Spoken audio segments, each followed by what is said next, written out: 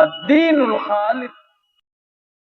اعوذ باللہ من الشیطان الرجیم، بسم اللہ الرحمن الرحیم۔ قل هل ننبئكم بالأخسرين أعمالا الذين ضل سعيهم في الحياة الدنيا وهم يحسبون أنهم يحسنون صنعا أولئك الذين كفروا بآيات ربهم ولقائه فحبطت أعمالهم فلا نقيم لهم يوم القيامة وزنا۔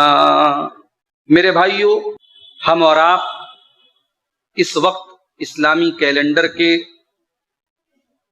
تیسرے مہینے ربیع الاول کے مہینے میں موجود ہیں۔ یہ مہینہ چل رہا ہے۔ مشہور یہ ہے کہ اس مہینے کی 12 تاریخ کو اللہ کے پیارے نبی جناب محمد الرسول اللہ صلی اللہ علیہ وسلم کی ولادت ہوئی، آپ کی پیدائش۔ ظاہر ہے انسانی تاریخ کا بہت بڑا واقعہ تھا اللہ کے رسول کی پیدائش، بہت عظیم واقعہ تھا۔ اللہ تعالیٰ نے قرآن کریم میں اپنے نبی کی بعثت کو اہل ایمان کے لیے بہت بڑی نعمت قرار دیا ہے، بلکہ اللہ تعالیٰ نے قرآن کریم میں بہت کم مقامات پر اپنی نعمتوں کا ذکر کر کے احسان جتایا ہے۔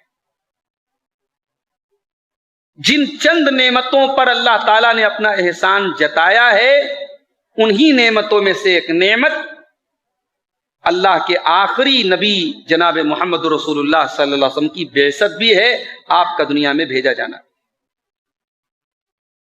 سورہ آل عمران کی وہ آیت آپ کو یاد ہوگی، سنی ہوگی آپ۔ لَقَدْ مَنَّ اللَّهُ عَلَى الْمُؤْمِنِينَ إِذْ بَعَثَ فِيهِمْ رَسُولًا مِّنْ أَنفُسِهِمْ يَتْلُو عَلَيْهِمْ آيَاتِهِ وَيُزَكِّيهِمْ وَيُعَلِّمُهُمُ الْكِتَابَ وَالْحِكْمَةَ۔ اللہ تعالیٰ نے مومنوں کے اوپر بہت بڑا احسان کیا ہے اپنے آخری نبی کو بھیج کر کے۔ اس میں کوئی شک نہیں ہے کہ اللہ کے پیارے نبی کی پیدائش اور آپ کا اس دنیا میں آنا بہت بڑی نعمت اور بہت اللہ کا بہت بڑا احسان تھا۔ لیکن آج امت جو کر رہی ہے، 12 ربیع الاول کی تاریخ ایک تہوار کے طور پہ منائی جا رہی ہے۔ اسلام میں تو 2 عیدیں ہمیں ملتی ہیں قرآن و سنت کی روشنی۔ حدیث کی کتابوں میں ہمیں 2 عیدوں کا چیپٹر ملتا ہے، کتاب العیدین ملتی ہے، مگر ایک تیسری عید بھی آج امت منا رہی ہے، اور کہنے والے کہتے ہیں صاحب یہ عیدوں کی عید ہے۔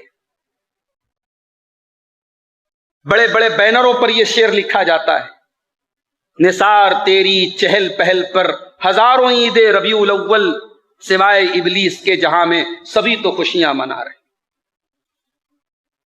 اس طریقے کے جذباتی شعر لکھ کر کے اور پڑھ کر کے امت کو ایموشنل بلیک میل کیا جا رہا ہے کہ صاحب نبی کی پیدائش کا جشن جو نہ منائے وہ نبی کا گستاخ ہے، وہ نبی کی توہین کرتا ہے، وہ نبی کو نہیں مانتا ہے، وہ نبی کا احترام نہیں کرتا ہے، وہ نبی کی تعظیم نہیں کرتا ہے۔ سوال یہ پیدا ہوتا ہے میرے بھائی، جس دین کو ہم اور آپ مانتے ہیں، اس دین کے اصول اور قاعدے اور قانون آج سے 1450 سال پہلے بنائے جا چکے ہیں۔ وہ دین ایسا نہیں ہے کہ دور اور حالات کے حساب سے بدلے گا، اس دین میں کوئی ایڈیٹنگ نہیں ہوگی، کوئی چینجنگ نہیں ہوگی، کوئی پریورتن نہیں ہوگا۔ وہ دین مکمل ہے، اور وہ آج مکمل نہیں ہوا ہے، وہ ہندوستان کے کسی شہر میں مکمل نہیں ہوا ہے، وہ 1400 سال پہلے جناب محمد الرسول اللہ صلی اللہ علیہ وسلم کے اوپر جب قرآن کی یہ آیت نازل ہوئی، اليوم اکملت لکم دینکم واتممت علیکم نعمتی ورضیت لکم الاسلام دینا، اے مسلمانوں، میں نے اسلام کو تمہارے لیے مکمل کر دیا، اپنی نعمت کو تم پر تمام کر دیا اور اسلام کو بطور دین تمہارے لیے پسند کر لیا۔ اب اسی دین پر چلنا ہے، یہ کامل دین ہے، یہ مکمل دین ہے، اس دین کے اندر اب کوئی اور اضافہ ہونے والا نہیں ہے۔ اس دین کو جسے اللہ نے 1400 سال پہلے مکمل کیا تھا، اس دین میں کوئی عید میلاد النبی نہیں ہے۔ معذرت کے ساتھ میرے بھائیوں، اس دین میں کہیں کوئی عید میلاد النبی نہیں۔ اگر آپ کو یہ لگتا ہے کہ نہیں صاحب، کام تو محبت کی بنیاد پر ہو رہا ہے، کرنے والا تو محبت رسول کے جذبے میں کر رہا ہے، تو معاف کیجئے گا، دین میں صرف جذبہ نہیں دیکھا جائے گا۔ آپ بہت جذبے کے ساتھ کوئی کام کر رہے ہیں، لیکن اگر آپ شریعت کی گائیڈ لائن کے حساب سے نہیں کر رہے ہیں تو وہ کام اللہ تعالیٰ کیا قبول نہیں ہوگا۔ سورہ کہف پڑھتے ہیں آپ جمعہ کے دن، سورہ کہف کی 2 آیتیں اپنے سامنے رکھی۔ ایک وہ آیت جو میں نے ابھی آپ کے سامنے پڑھی ہے خطبہ مسنونہ کے بعد، بہت اہم آیت ہے، اس آیت کو ہم سب کو یاد کر لینا چاہیے۔ قُلْ هَلْ نُنَبِّئُكُمْ بِالْأَخْسَرِينَ أَعْمَالًا، اے نبی آپ فرما دیجئے، کیا میں تم کو ان لوگوں کے بارے میں نہ بتا دوں جو عمل کے اعتبار سے سب سے زیادہ خسارے میں ہوں گے، گھاٹے میں ہوں گے؟ الذین ضل سعیہم فی الحیات الدنیا، سب سے زیادہ گھاٹے میں وہ لوگ ہوں گے جن کی دنیا کے اندر کی گئی ساری محنت ضائع ہو جائے گی، سارا عمل برباد ہو جائے گا۔ وَهُمْ يَحْسَبُونَ أَنَّهُمْ يُحْسِنُونَ صُنْعًا، اور وہ یہ سمجھ رہے ہوں گے کہ وہ بہت اچھا کام کر رہے ہیں۔ بھئی ایک کسان ہے، کھیتی کر رہا ہے، کھاد کو تیار کر رہا ہے، زمین کو تیار کر رہا ہے، بوائی کر رہا ہے، جوتائی کر رہا ہے، سارا پروسیس کمپلیٹ ہونے کے بعد جب فصل پکنے کا ٹائم آئے اور اس کی ساری فصل برباد ہو جائے تو وہ زیادہ گھاٹے میں یا وہ زیادہ گھاٹے میں جس نے محنت کی ہی نہیں، جس نے کھیتی کی ہی نہیں؟ یا آپ بنارس کے ہیں، ساڑی کا کاروبار کرتے ہیں، بنکر طبقے سے آپ کا تعلق ہے، ایک آدمی ساڑی تیار کرے، کپڑا تیار کرے، اس میں میٹیریل لگائے، اس میں کاسٹ لگائے، لاگت لگائے، اور جب اس ساڑی کی قیمت سے فائدہ اٹھانے کا ٹائم آئے اس کو یہ بتایا جائے کہ تیرا مال تو برباد ہے، تیرا مال تو بیکار ہے، آؤٹ ڈیٹڈ ہے، تیرے مال کی مارکیٹ میں کوئی ویلیو نہیں ہے، تو وہ زیادہ گھاٹے میں ہے یا وہ زیادہ گھاٹے میں جس نے کوئی مال تیار ہی نہیں کیا ہے؟ زیادہ گھاٹے میں تو وہی ہے میرے بھائی جس کی محنت گئی، جس کا میٹیریل گیا، جو محنت کرتا رہا، پسینہ بہاتا رہا، اور جب ریزلٹ کا ٹائم آیا تو یہ معلوم ہوا کہ تیری محنت تو بیکار چلی گئی، تیری محنت کا تجھے کوئی ریزلٹ ملنے والا نہیں۔ قرآن کہتا ہے اس سے زیادہ خسارہ اٹھانے والا کوئی نہ ہوگا جو عمل تو کر رہا ہے اور یہ سمجھ رہا ہے کہ وہ نیک عمل کر رہا ہے، مگر اللہ تعالیٰ کیا اس کی نیکی، اس کے عمل کی کوئی ویلیو نہیں ہے، کوئی حیثیت نہیں ہے۔ اور ایسے ہی عمل کرنے والوں کے بارے میں سورہ غاشیہ میں کہا گیا، کیا کہا گیا؟ هل اتاك حدیث الغاشیہ وجوہ یومئذ خاشیہ عاملۃ ناصبہ تصلی نارا حامیہ۔ قیامت کے دن کچھ ایسے لوگ آئیں گے ان کے چہرے ڈرے ہوئے ہوں گے، سہمے ہوئے ہوں گے۔ یہ کون لوگ ہوں گے؟ عاملۃ ناصبۃ، یہ بہت عمل کر کے آئے ہوں گے، بڑی محنت کی ہوگی، بڑی انرجی خرچ کی ہوگی، بڑا پیسہ بہایا ہوگا۔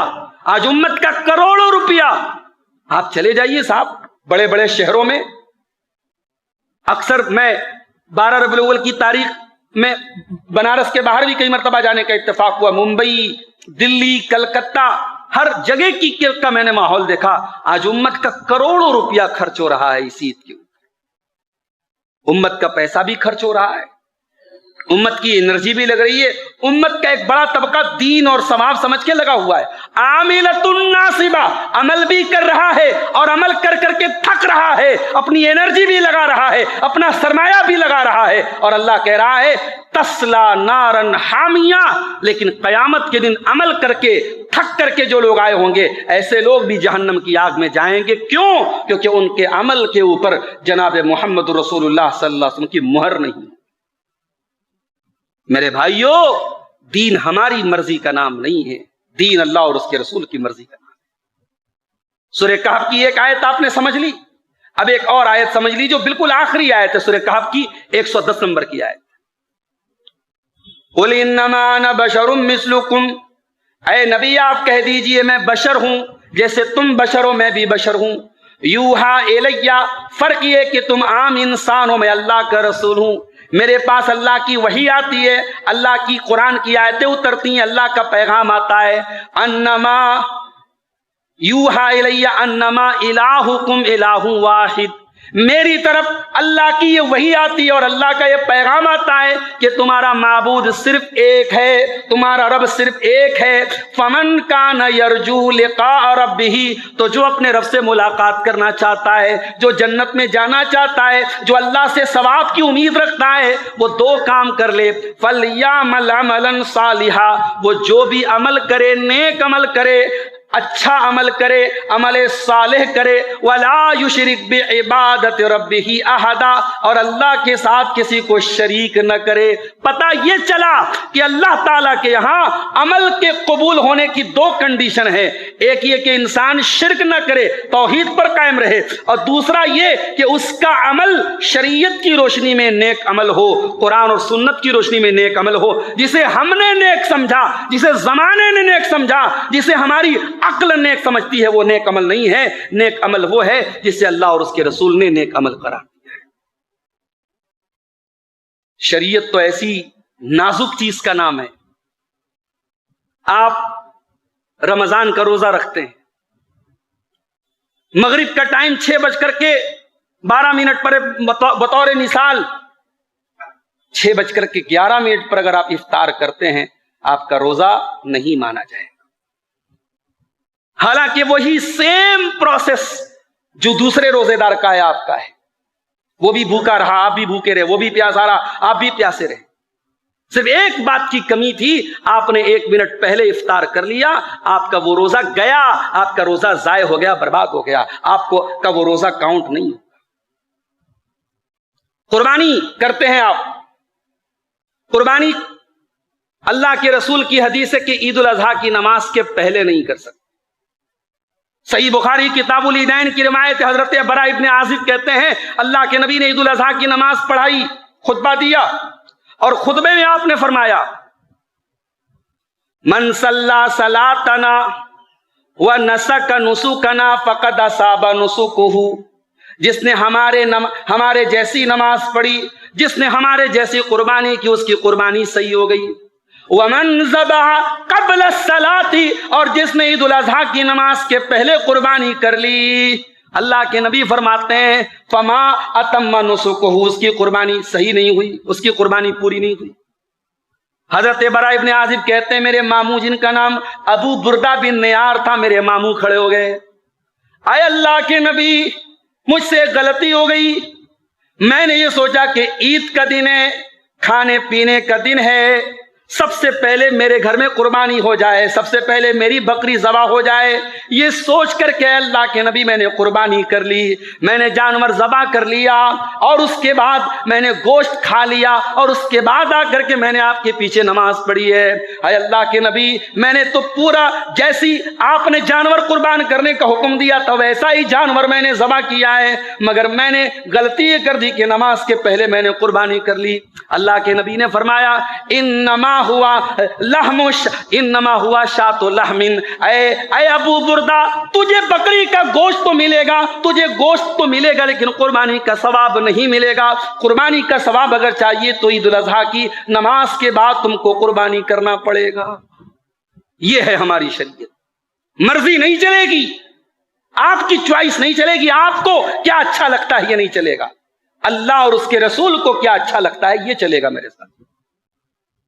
ایک اور حدیث دیکھیے، صحیح بخاری کتاب الصیام کی روایت ہے، اللہ کے پیارے نبی مدینہ سے مکہ کی طرف نکلتے ہیں فتح مکہ کے موقع پر، رمضان کا مہینہ ہے، مکہ قریب آ چکا ہے، 60 کلومیٹر باقی ہے، ایک مقام آیا جس کا نام قراء الغمیم تھا، آپ بھی روزے کی حالت میں، صحابہ بھی روزے کی حالت میں، آپ نے فدعا بقدح من ماء، آپ نے پانی کا پیالہ منگایا، اور آپ نے سب کے سامنے پیالے کو اونچا کر دیا، آپ نے پانی کے پیالے کو اونچا کر دیا تاکہ سارے لوگ پانی کے پیالے کو دیکھ لے کہ اللہ کے نبی پانی پی رہے ہیں، روزہ توڑ رہے ہیں، چونکہ آپ سفر کی حالت میں تھے، آپ سفر کی حالت میں تھے اور آپ امت کو یہ بتانا چاہتے تھے کہ سفر کی حالت میں روزہ توڑا جا سکتا ہے، بعد میں روزے کی قضا کر لی جائے گی۔ آپ نے وہ پیالہ اٹھا کر کے بلند کر کے لوگوں کو دکھایا کہ میں روزہ رکھ رہا ہوں، میں روزہ توڑ رہا ہوں، اور جب آپ نے روزہ توڑ دیا پھر آپ کو خبر دی گئی اے اللہ کے نبی کچھ لوگ ابھی بھی روزے کی حالت میں ہیں۔ آپ نے کیا فرمایا؟ بخاری کے الفاظ میں آپ نے فرمایا اولئک ھم العصاۃ، اولئک ھم العصاۃ، یہ نافرمان لوگ ہیں، یہ نافرمان لوگ ہیں، یہ نیکی نہیں کر رہے ہیں، یہ تو ان کو گناہ پڑے گا، یہ نافرمان لوگ ہیں، روزہ رکھ رہے ہیں، مگر جہاں نبی نے روزہ توڑنے کا حکم دیا ہے وہاں آپ کو روزہ رکھنا نہیں ہے، وہاں توڑ دینا ہے۔ میرے پیارے صاحب، صحیح بخاری کی ایک اور روایت دیکھیے، اللہ کے نبی نے ایک لشکر بھیجا، لشکر کا سردار بنایا کس کو؟ حضرت عبداللہ ابن رواحہ رضی اللہ تعالیٰ عنہ۔ حضرت عبداللہ ابن رواحہ نے دیکھا جمعہ کا دن، اگلا دن جمعہ کا دن تھا، انہوں نے سوچا میں سفر میں چلا جاؤں گا، جمعہ اللہ کے رسول کے پیچھے جمعہ نہیں مل پائے گا، میں اپنے ساتھیوں کو بھیج دیتا ہوں، بعد میں جلدی سفر کر کے ان کے ساتھ مل جاؤں گا۔ اللہ کے پیارے نبی صلی اللہ علیہ وسلم نے جمعہ کی نماز پڑھائی، دیکھا عبداللہ ابن رواحہ جمعہ کی نماز میں نظر آئے۔ آپ نے پوچھا اے عبداللہ ابن رواحہ، میں نے تم کو حکم دیا تھا اللہ کی راہ میں نکلنے کا، تم جمعہ میں یہاں نظر آ رہے ہو، کیا بات ہے؟ کہا اے اللہ کے نبی میں نے سوچا کہ آپ کے پیچھے نماز پڑھنے کا شرف حاصل کر لوں، میں آپ کے پیچھے جمعہ کی نماز پڑھ لوں اور یہ ثواب مجھے مل جائے۔ آپ نے فرمایا لو انفقت ما فی الارض، اے عبداللہ ابن رواحہ اگر تو زمین کی ساری دولت بھی خرچ کر دے گا، ما ادرکت فضل غدوتہم، تو میرے وہ صحابہ جو اللہ کی راہ میں گئے ہیں میرے حکم پر، ان کا ثواب تو نہیں پا سکتا ہے۔ کیا مطلب؟ جمعہ کی نماز کی اہمیت اپنی جگہ اور نبی کے پیچھے جمعہ کی اپنی اہمیت ہے، مگر جب نبی نے کہہ دیا کہ تمہیں نکلنا ہے اللہ کی راہ میں تو آپ کو نکل جانا چاہیے تھا، آپ کو میرے پیچھے جمعہ نہیں پڑھنے کے لیے روکنا چاہیے۔ یہ ہے شریعت، اس کا نام ہے میرے بھائی وما آتاکم الرسول فخذوہ وما نہاکم عنہ فانتہوا، رسول جو دے دے لے لو، رسول جس سے منع کر دے رک جاؤ۔ اللہ کے پیارے نبی مسجد میں نماز پڑھ رہے ہیں، ایک صحابی کو دیکھا دھوپ میں کھڑے ہوئے ہیں، آپ نے پوچھا یہ کون ہے؟ کہا ان کا نام ابو اسرائیل ہے۔ کہا یہ دھوپ میں کیوں کھڑے؟ کہا اللہ کے نبی انہوں نے نذر مانی ہے، یہ کبھی بیٹھیں گے نہیں، کھڑے رہیں گے۔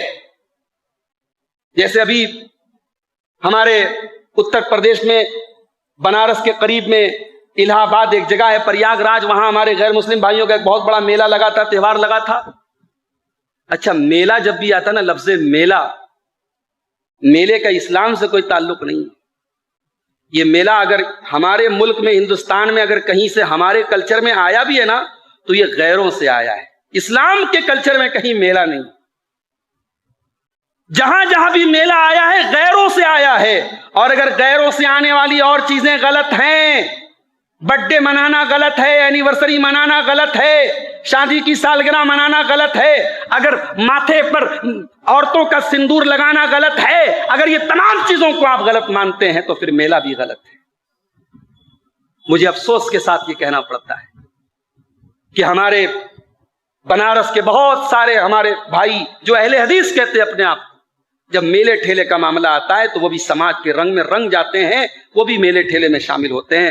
میرے بھائیو، اگر واقعی میں اپنے آپ کو اہل حدیث کہتے ہو تو اس ٹائٹل کی لاج رکھو، اس خطاب کی اور اس نام کی عظمت کی لاج رکھو، اپنے گھر کی عورتوں کو، اپنے گھر کے بچیوں کو اور اپنے گھر کے لوگوں کو ان لغو اور فضول چیزوں سے دور رکھو۔ وہاں کوئی نیکی کا کام نہیں ہو رہا ہے، وہاں گناہوں کے ہی کام ہو رہے ہیں، وہاں خرافاتی ہو رہی ہے جس میں ہمارے اور آپ کے بچے اور بچیاں شامل ہو رہے ہیں۔ تو میلہ یہ اسلام کا کلچر نہیں ہے میرے پیارے صاحب۔ میں عرض یہ کر رہا تھا کہ آپ یہ غور کیجئے کہ اللہ کے پیارے نبی صلی اللہ علیہ وسلم نے جو چیزیں ہمیں دی ہیں اور جیسے دی ہمیں ویسے ہی عمل کرنا ہے۔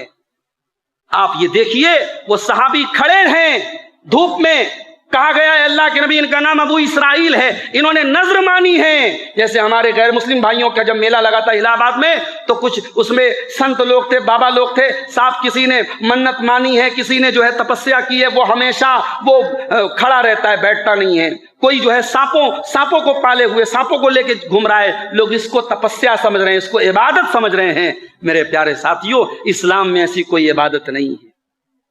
کہا گیا ہے اللہ کے نبی انہوں نے منت مانی ہے، یہ بیٹھیں گے نہیں، کھڑے رہیں گے۔ وَلَا يَسْتَظِلُّ، اور یہ سائے میں نہیں جائیں گے جب تک سورج نکلا رہے گا، دھوپ میں کھڑے رہیں گے۔ اور وَيَصُومُ، روزہ رکھیں گے۔ اللہ کے نبی نے فرمایا اچھا وَلَا يَتَكَلَّمُ، بات بھی نہیں کریں گے، مون دھارن کر لیں گے، بات بھی نہیں کریں گے۔ اللہ کے نبی نے فرمایا ان سے کہو یہ بات بھی کریں، یہ دھوپ میں سے نکل کے جائیں، سائے میں بیٹھیں، اور یہ بیٹھ جائیں، سارا یہ کام غلط ہے۔ ہاں روزے کی انہوں نے نظر مانی ہے، روزہ پورا کریں گے، باقی کوئی کام ان کو نہیں کرنا ہے۔ آپ غور کیجئے، اپنے آپ کو مشقت میں ڈالا جا رہا ہے، لیکن ضروری نہیں ہے کہ آپ جس کام میں اپنے آپ کو مشقت میں ڈالیں وہ کام صحیح ہو۔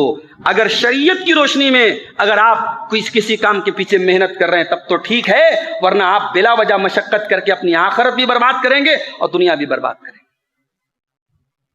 تو شریعت اللہ اور اس کے رسول کی اتباع کا نام ہے۔ میرے ساتھ اتنی سخت ہے شریعت اس معاملے میں کہ جس چیز کی جو ترتیب بتائی ہے اللہ کے نبی نے، ترتیب کو بھی بدلنے کا آپ کو اختیار نہیں۔ صحیح مسلم کی روایت ہے، حضرت عبداللہ ابن عمر حدیث بیان کرتے ہیں اللہ کے نبی کو میں نے فرماتے ہوئے سنا ہے بنی الاسلام علی خمس، اسلام کی بنیاد 5 چیزوں پر ہے۔ ان یوحد اللہ، پہلی چیز یہ کہ اللہ کو ایک مانا جائے، وہ اقام الصلاۃ، نماز قائم کی جائے، وہ ایتاء الزکاۃ، زکوٰۃ ادا کی جائے، وہ صیام رمضان، رمضان کا روزہ رکھا جائے، والحج، اور حج کیا جائے۔ ایک آدمی کھڑا ہو گیا، اس نے کہا الحج والصیام رمضان، حج کیا جائے اس کے بعد رمضان کا روزہ رکھا جائے۔ حضرت عبداللہ ابن عمر نے کہا نہیں، ھاکذا سمعتہ من رسول اللہ صلی اللہ علیہ وسلم، نہیں تم جو بول رہے ہو وہ غلط ہے، میں نے رسول سے جو سنا ہے اس میں رمضان کا روزہ پہلے آیا ہے اور حج بعد میں آیا ہے، اور جیسے میں نے سنا ہے ویسے ہی تم کو بیان کر رہا ہوں۔ اس کا مطلب یہ ہوا کہ شریعت نے جس چیز کی جو ترتیب بنائی ہے، آپ ظہر کے پہلے عصر نہیں پڑھ سکتے، آپ فجر کے پہلے، آپ جو ہے کسی نماز کے پہلے بعد والی نماز کو پہلے نہیں پڑھ سکتے۔ آپ جو ترتیب ہے اسی ترتیب سے آپ کو پڑھنا ہے۔ ہاں جہاں جیسے ظہر اور عصر کی نماز کو جمع کرنا ہے تو آپ جمع کر سکتے ہیں، مغرب اور عشاء کو جمع کرنا ہے وہ جمع کرنے کا ایک الگ مسئلہ ہے، لیکن شریعت نے جو جس چیز کی جو ترتیب بنائی ہے اس ترتیب کو بھی آپ کو بدلنا نہیں ہے۔ ایک اور حدیث دیکھیے، صحیح بخاری کتاب الدعوات کی روایت، حدیث کے راوی برا ابن عازب کہتے ہیں اللہ کے نبی نے مجھ سے فرمایا اے برا، جب رات میں بستر پہ سونے جاؤ تو داہنی کروٹ لیٹ جاؤ، وضو کر کے جاؤ، داہنی کروٹ لیٹ جاؤ، اور اے برا ابن عازب میں تم کو ایک دعا سکھا رہا ہوں، فَجْعَلْهُنَّ آخِرَ مَا تَقُولُ، اس دعا کو سب سے آخر میں پڑھنا، اس دعا کو پڑھ کے سو جانا۔ کون سی دعا سکھائی اللہ کے نبی نے؟ بڑے پکے اہل حدیث ہیں ہم لوگ، وہ دعا یاد بھی نہیں ہوگی۔ یاد ہوگی کیسے؟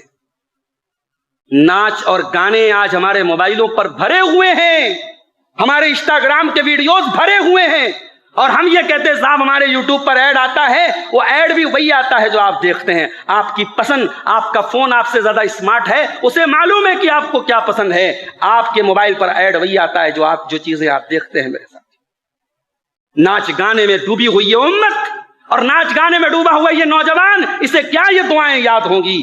دعائیں جو لوگ یاد کرتے ہیں ان کو اپنے بچوں کو دعائیں یاد کرانا نہیں پڑتا ہے۔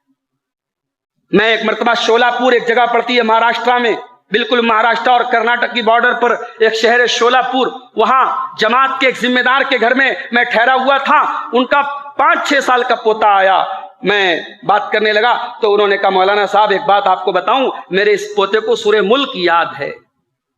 میں نے کہا 2.5 پیج کی سورہ ملک اچھے اچھے بڑے بزرگوں کو یاد نہیں، 5 سال کے بچے کو آپ کے کیسے یاد ہے؟ کہا مولانا جب میں رات میں سوتا ہوں، میرا پوتا میرے بغل میں سوتا ہے اور میں سورہ ملک پوری پڑھتا ہوں، میرے پوتے کو میں نے کبھی رٹایا نہیں، کبھی بتایا نہیں، میرا پوتا مجھے سن سن کر کے اس نے پوری سورہ ملک یاد کی۔ میرے بھائیوں، بچوں کی تربیت آپ کے رٹانے سے نہیں ہوتی، بچوں کی تربیت آپ کے عمل اور کردار سے ہوتی ہے۔ آپ نے دعائیں سیکھی ہوں گی، ماں نے دعائیں پڑھی ہوں گی تو بچے آٹومیٹک دعائیں سیکھیں گے۔ نہ ماں دعا پڑھ رہی ہے، نہ باپ دعا پڑھ رہا ہے۔ آپ یہ سوچتے ہیں کہ مدرسے میں استاد سکھا دے اور بچہ ہمارا علامہ بن کے چلا ہے، نہیں۔ آپ کے گھر کا ماحول کیسا ہے، آپ کے گھر کی تربیت کیسی ہے، 5-6 گھنٹہ مدرسے میں رہ کر کے بچہ وہ اللہ کا ولی نہیں بن جائے گا۔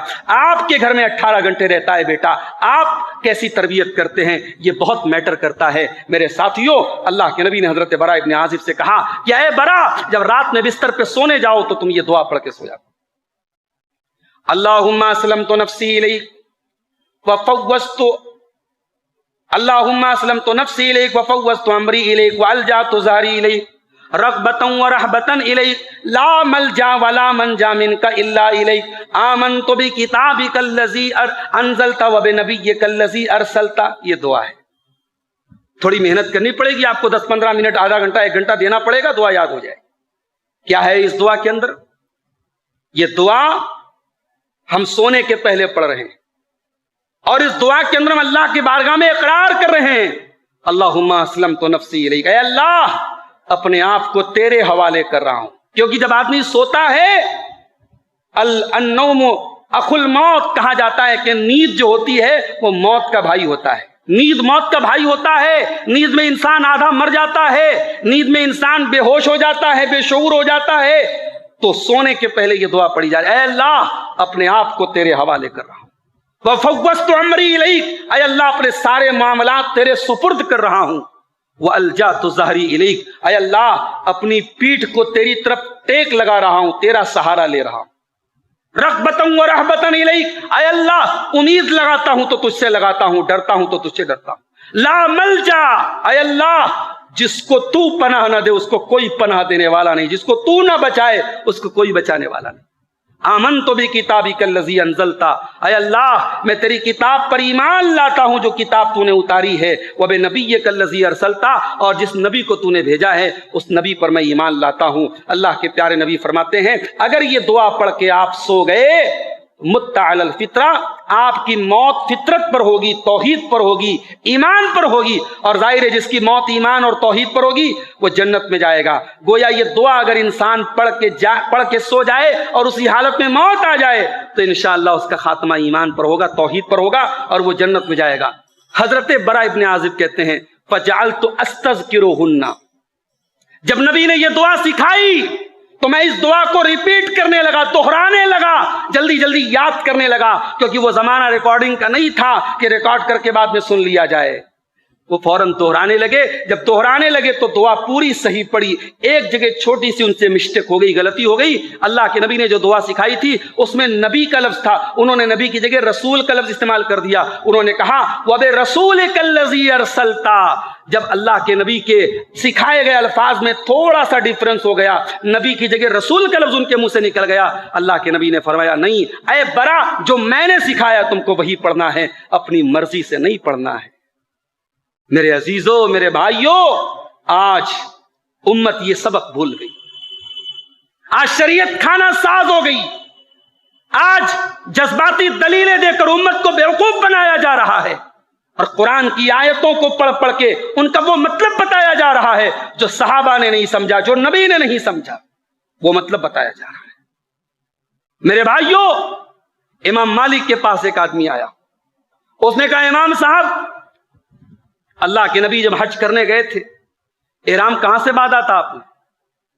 کہا کہ آپ نے ذوالحلیفہ سے احرام باندھا تھا، مدینہ سے 18-20 کلومیٹر کے فاصلے پر ایک جگہ ہے ذوالحلیفہ، موجودہ دور میں وہاں اس جگہ کا نام ابیار علی ہے۔ آپ اگر مدینہ سے احرام باندھیں گے تو وہاں پر مسجد بنی ہے، باقاعدہ احرام باندھنے کا پورا انتظام ہے، وہیں سے لوگ احرام باندھ کے جاتے ہیں۔ امام مالک نے کہا کہ وہیں پر احرام باندھا ہے اللہ کے نبی نے ذوالحلیفہ کے نام۔ اس آدمی نے کہا امام مالک، میں یہ چاہتا ہوں کہ میں رسول کی قبر کے پاس سے احرام باندھوں۔ امام مالک نے کہا مجھے ڈر ہے کہ تو کہیں کسی فتنے میں نہ پڑ جائے. کہا کہ اے امام صاحب کیا بات کر رہے ہیں آپ؟ انما ہی امیال ازیدھا، ارے میرا تو کلومیٹر بڑھ رہا ہے. نبی اکرم نے جتنے کلومیٹر کی دوری سے احرام باندھا تھا میں تو 18-20 کلومیٹر ایکسٹرا لے رہا ہوں. میں تو مدینہ میں رسول کی قبر کے پاس سے احرام باندھ کے جا رہا ہوں، تو مجھے تو زیادہ ثواب ملنا چاہیے. امام مالک نے کہا میں یہ تو نہیں جانتا کہ تیرا کلومیٹر بڑھا تجھے ثواب ملے گا کہ نہیں ملے گا، لیکن میں اتنا جانتا ہوں کہ قرآن کہتا ہے فَلْيَحْذَرِ الَّذِينَ يُخَالِفُونَ عَنْ أَمْرِهِ أَن تُصِيبَهُمْ فِتْنَةٌ، کہ جو لوگ رسول کی بات سے اختلاف کرتے ہیں، رسول کے طریقے سے الگ کوئی طریقہ نکالتے ہیں، ان کو ڈرنا چاہیے کہ وہ کسی فتنے کا شکار نہ ہو جائیں یا دردناک عذاب کے شکار نہ ہو جائیں. مجھے ڈر ہے میرے بھائی کہ تجھے کسی فتنے کا شکار ہو جائے. یہ ہمارے اسلاف کا حال تھا. حضرت عبداللہ بن مسعود رضی اللہ تعالیٰ عنہ کوفہ کی مسجد میں آئے، دیکھا لوگوں کا ہجوم لگا ہے، لوگ گھیرا بنا کے بیٹھے ہوئے ہیں، گولا بنا کے بیٹھے ہوئے ہیں، اور حلقے کے بیچ میں گولے کے بیچ میں ایک آدمی ہے اور سب کے سامنے کنکریاں رکھی ہیں اور وہ سب سے کہتا حللو لا الہ الا اللہ پڑھو. تو سب کنکری اٹھا کے 100 مرتبہ لا الہ الا اللہ پڑھ رہے ہیں. پھر وہ کہتا سبحو سبحان اللہ پڑھو، تو سب 100 مرتبہ سبحان اللہ پڑھتے ہیں کنکری اٹھا کے. تو اب عبداللہ بن مسعود نے پوچھا کیا کر رہے ہو بھائی؟ یہ کہا اللہ کا ذکر کر رہے ہیں. عبداللہ بن مسعود کا جواب سننا، اللہ کا ذکر کر رہے ہیں. کہا کہ ہذہ آنیۃ رسول اللہ صلی اللہ علیہ وسلم تکسر وثیابہ لم تبلا. کہا کہ ارے ابھی تو اللہ کے نبی کے برتن بھی نہیں ٹوٹے اور اللہ کے نبی کے کپڑے بھی پرانے نہیں ہوئے، اور تم نے ابھی سے دین کا حلیہ بدلنا شروع کر دیا اور دین کے اندر نئے نئے کام نکالنے شروع کر دیے. یا تو تم اللہ کے رسول کے طریقے سے بہتر کوئی طریقہ پا چکے ہو یا پھر تم ضلالت اور گمراہی کا راستہ کھول رہے ہو. کہا کہ اے ابو عبداللہ ہم تو نیکی کے مقصد سے یہ کام کر رہے ہیں، بھلائی کے مقصد سے یہ کام کر رہے ہیں. آپ نے فرمایا کم من مرید للخیر لن یصیبہ، بہت سارے لوگ بھلائی کے مقصد سے کوئی کام کرتے ہیں مگر بھلائی کو نہیں پا سکتے. ان لوگوں نے کہا اے عبداللہ بن مسعود ہم تو بس اللہ کا ذکر کر رہے ہیں، گنتی کر رہے ہیں. کہا کہ ارے گننا ہے تو اپنے گناہوں کو گنو، اپنی نیکیوں کو گننے کی ضرورت نہیں ہے. میں گارنٹی لیتا ہوں تمہاری کوئی نیکی اللہ کے یہاں برباد نہیں. یہ صحابہ کرام کا مزاج تھا. اور یہ بات یاد رکھو، ہم جب تک زندہ ہیں اور اس روئے زمین پر اہل حدیث موجود ہیں تب تک ہم بدعات کا رد کرتے رہیں گے. آج لوگ کہتے ہیں مولوی صاحب مت بولیے ان سب چیزوں پر، کیا ضرورت ہے؟ جس کو جو کرنا ہے وہ کرتا رہے، آپ کو کیا ضرورت ہے بولنے کی؟ ہم کیوں بولتے ہیں ذرا وہ بھی سن لیجیے. صحیح مسلم کی روایت ہے کتاب الایمان کی. اللہ کے نبی فرماتے ہیں ہر نبی کے کچھ صحابی ہوتے ہیں، ہر نبی کے کچھ ماننے والے ہوتے ہیں، یقتدون بسنتہ ویاخذون بامرہ، جو اس نبی کی سنت کی پیروی کرتے ہیں اور اس نبی کے حکم پر چلتے ہیں. ثم انها تخلف من بعدهم خلوف، پھر جب نبی کے صحابہ چلے جاتے ہیں، نبی کے ماننے والے چلے جاتے ہیں، ان کے بعد ایسے نالائق لوگ آتے ہیں یقولون ما لا يفعلون ويفعلون ما لا يؤمرون، جو وہ بات کہتے ہیں جو کرتے نہیں ہیں. اس میں بے عمل اور بد عمل واعظین اور خطبہ اور عالموں کے لیے بہت بڑی عبرت ہے. جو وہ کرتے ہیں جو کہتے ہیں وہ کرتے نہیں ہیں. وَيَفْعَلُونَ مَا لَا يُؤْمَرُونَ، اور جس چیز کا حکم نہیں دیا گیا وہ کام کرتے، یعنی بدعات اور خرافات کرتے ہیں. اللہ کے نبی نے فرمایا فَمَنْ جَاهَدَهُمْ بِيَدِهِ فَهُوَ مُؤْمِنٌ وَمَنْ جَاهَدَهُمْ بِلِسَانِهِ فَهُوَ مُؤْمِنٌ وَمَنْ جَاهَدَهُمْ بِقَلْبِهِ فَهُوَ مُؤْمِنٌ. ایسے بدعتی لوگوں سے جو اپنے ہاتھ سے جہاد کرے وہ بھی مومن ہیں، جو زبان سے جہاد کرے وہ بھی مومن ہیں، اور جو دل سے جہاد کرے وہ بھی مومن ہیں. وَلَيْسَ وَرَاءَ ذَلِكَ حَبَّةُ خَرْدَلٍ مِّنَ الْإِيمَانِ، لیکن اگر کوئی دل میں بھی بدعتی کو بدعتی نہ سمجھے، بدعتی کے عمل کو برا نہ سمجھے اور بدعت سے متاثر ہو جائے اور بدعت اس کو اچھی لگنے لگے، تو اللہ کے نبی نے کہا اس کے بعد پھر رائی کے دانے کے برابر ایمان باقی نہیں بچتا ہے. تو بدعتی کو ہلکے میں نہ لیجیے میرے بھائی. اگر یہ چیز ہلکی ہوتی اللہ کے پیارے نبی اپنے ہر خطبے میں یہ نہ کہتے وَشَرَّ الْأُمُورِ مُحْدَثَاتُهَا، کہ دین کے اندر سب سے برا کام وہ ہے جو نیا نکالا گیا ہو، وَكُلُّ مُحْدَثَةٍ بِدْعَةٌ، اور ہر نیا کام بدعت ہے، وَكُلُّ بِدْعَةٍ ضَلَالَةٌ، اور ہر بدعت گمراہی ہے، وَكُلُّ ضَلَالَةٍ فِي النَّارِ، اور گمراہی جہنم کی طرف لے کے جاتی ہے۔ بدعت کو ہلکے میں نہ لیجیے۔ حضرت علی کہتے ہیں، صحیح مسلم کی روایت ہے، 4 لوگوں پر اللہ تعالیٰ کی لعنت ہو۔ نبی اکرم نے فرمایا 4 لوگوں پر اللہ کی لعنت ہو، لعن اللہ من لعن والدہ، اس انسان پر اللہ کی لعنت ہو جو اپنے والد کو برا بھلا کہتا ہے۔ ایسے سرما لوگ بھی ہیں، ایسے بہادر لوگ بھی ہیں جو اپنی ماں کو گالی دیتے، اپنے باپ کو گالی دیتے ہیں۔ ترقی کی جتنے اونچے مدارج طے کر دو اور اونچ کی جتنی بلندیاں طے کر لو، اپنے باپ کے تم بیٹے ہی رہو گے، اپنی ماں کے تم بیٹے ہی رہو گے۔ یہ وہ مقام ہے جہاں تجھے ادب سے بیٹھنا ہے۔ قرآن کہتا ہے وَاخْفِضْ لَهُمَا جَنَاحَ الذُّلِّ مِنَ الرَّحْمَةِ، اپنی ماں کے لیے جھک جا، اپنے باپ کے لیے جھک جا، ان کے لیے جیسے پرندہ اپنے پروں کو بچھا لیتا ہے تو بچ جا ان کے لیے۔ یہاں تکبر نہیں چلے گا، یہاں غرور نہیں چلے گا، یہاں آپ کی عظمت، آپ کی ڈگری، آپ کی بلندی، آپ کا علم، یہاں آ کے آپ کو ڈاؤن ہونا ہے۔ باپ کو گالی دیتے ہو، لعنت، اللہ کی لعنت ہو اس انسان پر جو باپ کو لعنت کرے۔ اور یہاں یہ بھی سن لیجئے، باپ کو ڈائریکٹ لعنت کرنا یہ بھی گناہ ہے، اور باپ پر لعنت کا سبب بننا یہ بھی گناہ ہے۔ بھئی آپ کسی دوسرے کے ماں باپ کو گالی دے، وہ آپ کے ماں باپ کو گالی دے، تو انڈائریکٹلی تو آپ اپنے ہی ماں باپ کو گالی دے رہے ہیں۔ تو یہ بھی لعنت میں یہ بھی شامل ہے کہ آپ کسی دوسرے کے ماں باپ کو برا بھلا کہیں۔ لعن اللہ من لعن والدہ، جو اپنے والد پر لعنت کرے اس پر اللہ کے نبی کہہ رہے اللہ کی لعنت۔ ولعن اللہ من ذبح لغیر اللہ، اور جو غیر اللہ کے نام پہ، چاہے کسی بت کے نام پہ ہو، کسی نبی کے نام پر ہو، کسی ولی کے نام پر ہو، غازی میاں کے نام پر ہو، بڑے پیر صاحب کے کسی غیر اللہ کے نام پہ جانور ذبح کرے، اس پر اللہ کی لعنت ہو۔ وَلَعَنَ اللَّهُ مَنْ آوَى مُحْدِثًا، اور اللہ کی لعنت ہو اس انسان پر جو کسی بدعتی کو پناہ دے، کسی بدعتی کو پناہ دے، بدعتی کا سپورٹ کرے، بدعتی کی حمایت کرے، بدعتی کو سہارا دے، اس انسان پر بھی اللہ کی لعنت۔ وَلَعَنَ اللَّهُ مَنْ غَيَّرَ مَنَارَ الْأَرْضِ، اور اللہ کے نبی فرماتے ہیں اس انسان پر بھی اللہ کی لعنت ہو جو زمین کے نشانات کو بدل دے، زمین کا کاغذ بدل دے، بھائی کی زمین ہڑپنے کے لیے اس کی باؤنڈری میں تجاوز کر جائے، اس کی زمین میں تجاوز کر جائے، پڑوسی کے ساتھ بے ایمانی کر لے، بھائی کے ساتھ بے ایمانی، جس نے زمین کے نشانات کو بدل دیا اس پر اللہ کی لعنت۔ تو بدعتی کا معاملہ آسان نہیں ہے میرے پیارے ساتھ، بدعتی کے خلاف اللہ کے نبی نے لڑنے کا حکم دیا ہے۔ اور 12 ربیع الاول کی تاریخ، کیا یہ واقعی میں نبی کی پیدائش کی تاریخ ہے؟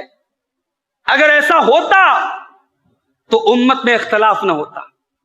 شیخ عبد القادر جیلانی، جن کے بارے میں مولانا احمد رضا خان بریلوی اعلیٰ حضرت جن کو کہا جاتا ہے، انہوں نے اپنے ملفوظات میں لکھا ہے کہ غوث اعظم کی نگاہیں لوح محفوظ پر رہتی ہے، غوث اعظم کی کوئی بات غلط نہیں ہوتی، ان کو غوث اعظم بولتے ہیں۔ ہم تو بڑا احترام کرتے ہیں، شیخ عبد القادر جیلانی بولتے ہیں ہم ان کو، غوث اعظم تو ہم صرف اللہ کو مانتے ہیں۔ غوث مانے مددگار، اعظم مانے سب سے بڑا، ہمارا سب سے بڑا مددگار اللہ ہے۔ ہم غریب نواز بھی اللہ کو مانتے ہیں۔ میں کرناٹک میں گیا، ایک جگہ دیکھا دکان پہ لکھا تھا KGN، میں نے ایک بھائی سے پوچھا اس کا کیا مطلب ہے، اس نے کہا اس کا مطلب کوئی گارنٹی نہیں۔ اس نے کہا کوئی گارنٹی نہیں، کہا لکھنے والا تو یہ نیت کر کے لکھ رہا ہے خواجہ غریب نواز، مگر ہم اس کا یہی مطلب لے رہے کوئی گارنٹی نہیں۔ بھئی جس پر اللہ کی رحمت نہ ہو، جس چیز پر اللہ کی نظر نہ ہو، جس کی بنیاد شرک و بدعت پر ہو، اس کی کوئی گارنٹی نہیں۔ تو شیخ عبد القادر جیلانی کیا لکھتے ہیں اپنی کتاب غنیۃ الطالبین میں؟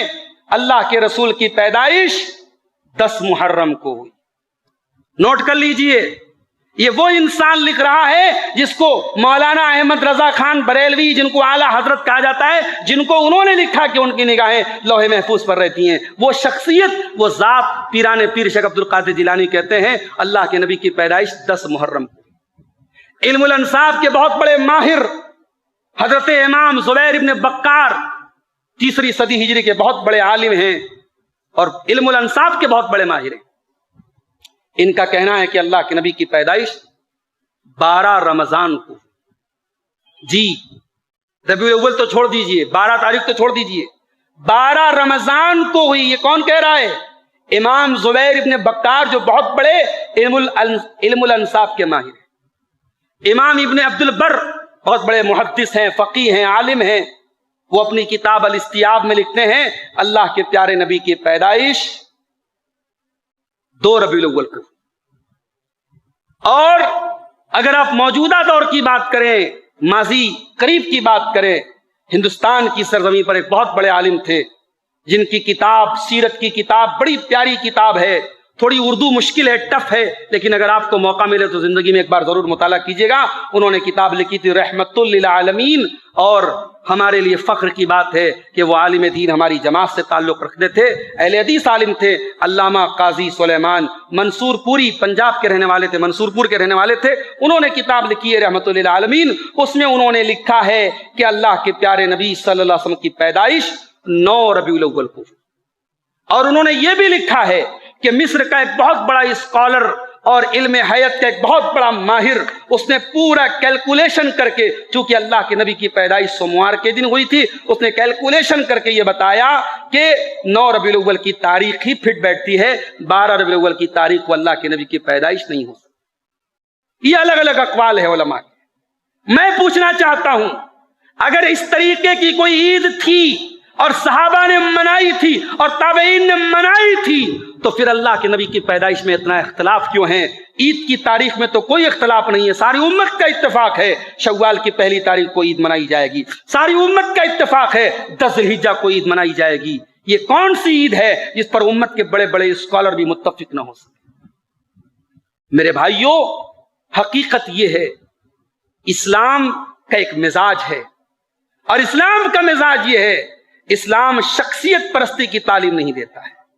इस्लाम में हमारा जो कैलेंडर भी है, आप देखिए, अल्लाह के रसूल की पैदाइश से उसको नहीं शुरू किया गया, अल्लाह के नबी की हिजरत से शुरू किया गया. इस्लाम में एनिवर्सरी मनाना, किसी की पैदाइश का जश्न मनाना, किसी के मरने का हर साल गम मनाना, ये इस्लाम की तालीम है ही नहीं. हजरत अबू सुफियान का इंतकाल हुआ, उनकी बेटी और अल्लाह के नबी की बीवी उम्मे हबीबा रज़ी अल्लाह तआला अन्हा तीसरे दिन खुशबू मंगाती हैं और अपने कपड़े पर खुशबू लगा करके ऐलान करती हैं कि मैंने अल्लाह के नबी को यह फरमाते हुए सुना है कि जो इंसान अल्लाह पर और कयामत के दिन पर ईमान रखता है, उसके लिए जायज नहीं है कि वो 3 दिन से ज्यादा किसी का गम मनाए. सिर्फ औरत को हुक्म है, बीवी को हुक्म है कि वो अपने शौहर के लिए 4 महीना 10 दिन तक गम मनाएगी, इद्दत गुजारेगी. ये है इस्लाम का मिजाज, ये नबी की बीवी का मिजाज ये है. उन्होंने 3 दिन के बाद खुशबू मंगा करके ऐलान कर दिया कि अब मेरे वालिद का इंतकाल हुआ था, अब 3 दिन गुजर गया, अब मैं खुशबू लगा के ये बता रही हूं कि अब गम का टाइम गुजर गया. यहां तो साहब हर साल गम मनाया जा रहा है, हर साल पैदाइश मनाई जा रही है, और हर साल चीजें बढ़ रही हैं. अब बड़े बड़े केक भी कट रहे हैं, बड़े बड़े जुलूस भी निकल रहे हैं, लोगों का रास्ता भी ब्लॉक किया जा रहा है, और पूरी उम्मत को, पूरी दुनिया को यह मैसेज दिया जा रहा है, we love our profit, we love our profit. हम अपने नबी से बहुत प्यार करते हैं, अपने नबी से बहुत मोहब्बत करते हैं.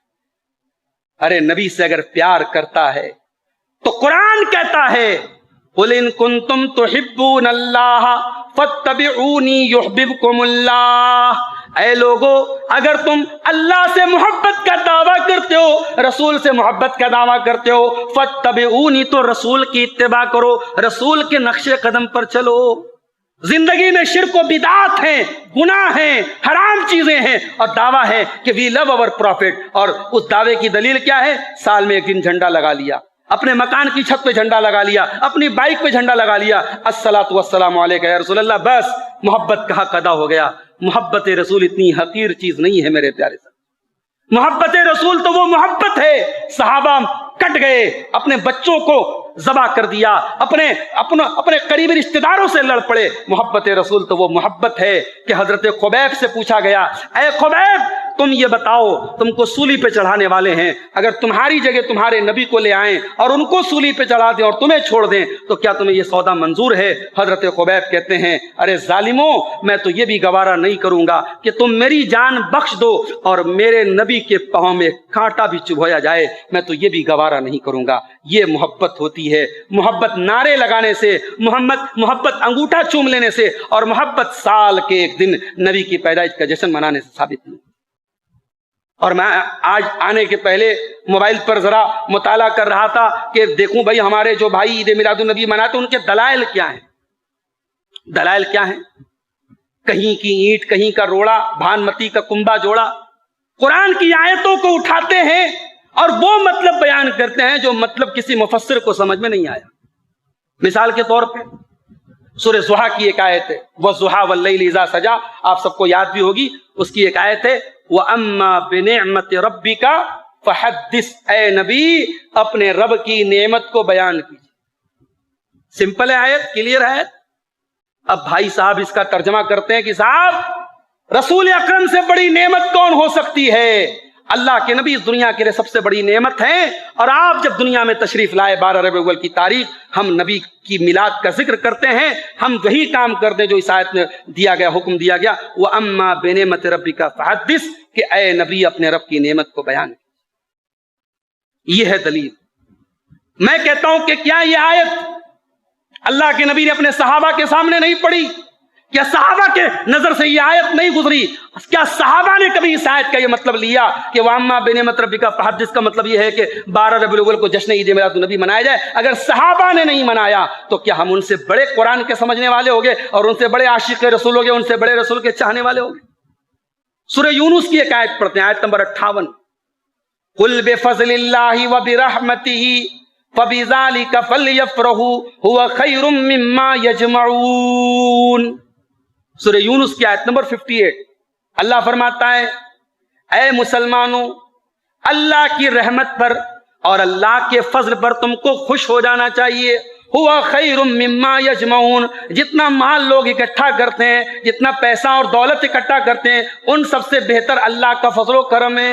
کہتے صاحب یہ دیکھیے قرآن کہہ رہا ہے اللہ کی رحمت پر خوشی مناؤ، اور ہمارے نبی تو وما ارسلناک الا رحمت للعالمین، ساری کائنات کے لیے رحمت بن کر کے آئے، ہمارے نبی سے بڑی کوئی رحمت نہیں ہے، لہٰذا ہم ان کی پیدائش پر جشن مناتے ہیں اور اس کی خوشی مناتے ہیں۔ بھائیو، یہ آیت قرآن کی سورہ یونس کی 58 نمبر کی آیت۔ اس کے پہلے کی آیت میں اللہ کہتا ہے یا ایھا الناس قد جاءتکم موعظۃ من ربکم وشفاء لما فی الصدور، اے لوگو تمہارے پاس اللہ کی طرف سے نصیحت آئی ہے اور تمہارے دلوں کی بیماریوں کے لیے شفا آئی ہے، وہدی ورحمۃ للمؤمنین، اور مومنوں کے لیے ہدایت اور رحمت آئی ہے۔ قرآن کا ذکر اللہ کر رہا ہے اور قرآن پر خوش ہونے کا حکم دے رہا ہے، اور خوش ہونا الگ چیز ہے اور خوشی منانا الگ چیز ہے۔ اللہ کہہ رہا ہے قرآن جیسی نعمت پر خوش ہونا چاہیے، قرآن کو قبول کرنا چاہیے، نہ کہ قرآن سے دور ہونا چاہیے۔ پیغام دیا گیا اور ہمارا بھائی اس سے عید میلاد النبی کا ثبوت نکالتا ہے۔ ایک اور دلیل دی جاتی ہے، عیسیٰ علیہ السلام کی قوم نے ان سے کہا کہ اے عیسیٰ آپ اللہ سے دعا کر دیجئے، اللہ آسمان سے کوئی دسترخوان اتار دے اور اس دسترخوان میں سے ہم کھائیں اور اللہ کا شکر ادا کریں۔ عیسیٰ علیہ السلام اللہ سے دعا کرتے ہیں، قال عیسیٰ ابن مریم اللہم ربنا انزل علینا مائدۃ من السماء تکون لنا عیدا لاولنا وآخرنا وآیۃ منک وارزقنا وانت خیر الرازقین۔ عیسیٰ علیہ السلام دعا کرتے ہیں اللہ ہمارے اوپر تو آسمان سے مائدہ اتار دے، دسترخوان اتار دے، یہ دسترخوان ہمارے لیے عید بن جائے، ہمارے پہلوں کے لیے بھی عید بن جائے، ہمارے بعد کے لوگوں کے لیے بھی عید بن جائے، اور تیری طرف سے ایک نشانی بن جائے، اور ہمیں تو روزی دے دے، تو بہترین روزی دینے والا ہے۔ کہتے ہیں صاحب عیسیٰ علیہ السلام کہہ رہے کہ آسمان سے دسترخوان اتار دے تاکہ ہم عید منائیں۔ دسترخوان زیادہ بڑی نعمت ہے یا جناب محمد رسول اللہ صلی اللہ علیہ وسلم زیادہ بڑی نعمت ہے؟ اگر دسترخوان کے اترنے پر عید منائی جا سکتی ہے تو نبی کے آنے پر عید کیسے نہیں منائی جا سکتی؟ نعرہ تکبیر اللہ اکبر، نعرہ لگ گیا اس پر، دلیل تو بڑی زوردار ہے صاحب۔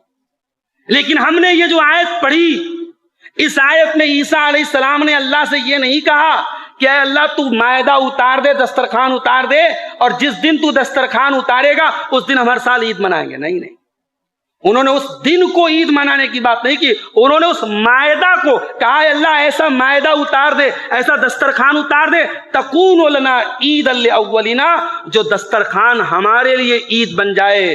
پتہ یہ چلا کہ دسترخوان کو عید بنانے کی بات کہی گئی تھی، دسترخوان والے دن کو عید منانے کی بات نہیں کہی. تو جو بات عیسیٰ علیہ السلام نے نہیں کہی وہ بات ان کی طرف منسوب کی جا رہی. ایک صاحب نے لکھا دنیا کی سب سے پہلی محفل میلاد اللہ نے منعقد کی. کہاں منعقد کی؟ ساتوں آسمان کے اوپر. دلیل کیا ہے؟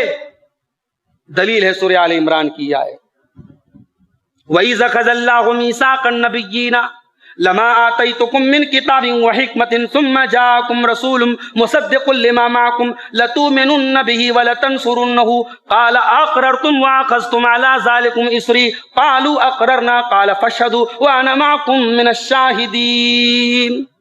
کہا دیکھیے اللہ نے سارے نبیوں سے یہ ایگریمنٹ لیا کہ اے میرے نبیوں، اگر تمہاری زندگی میں میرا آخری نبی آ گیا تو تم میرے آخری نبی پر ایمان لاؤ گے اور تم میرے آخری نبی کی مدد کرو گے. سارے نبیوں نے کہا کہ ہاں اللہ ہم اقرار کرتے ہیں.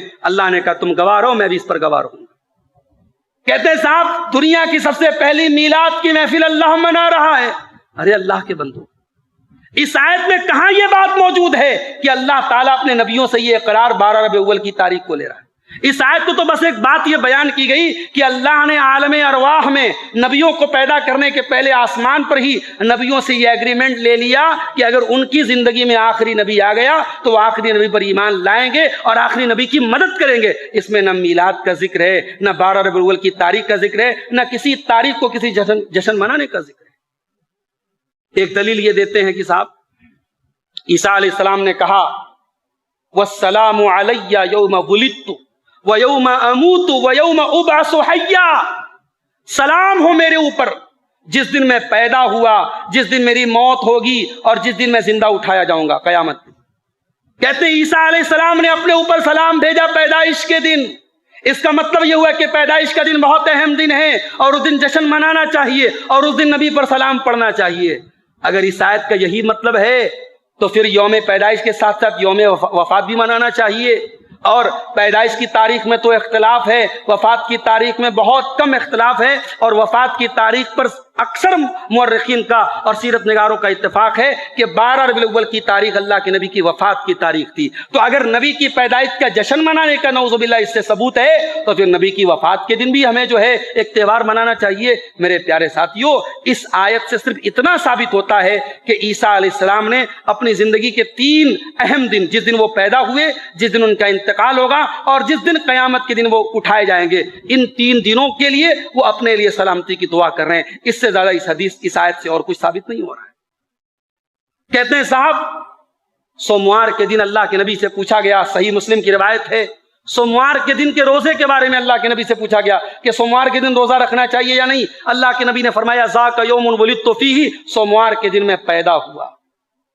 اس کو دلیل بناتے کہ نبی نے سوموار کے دن روزہ رکھنے کا حکم دیا ہے اور کہا ہے کہ میں پیدا ہوا ہوں سوموار کے دن، لہذا ربیع الاول کی 12 تاریخ کو نبی کی پیدائش کا جشن منانا چاہیے.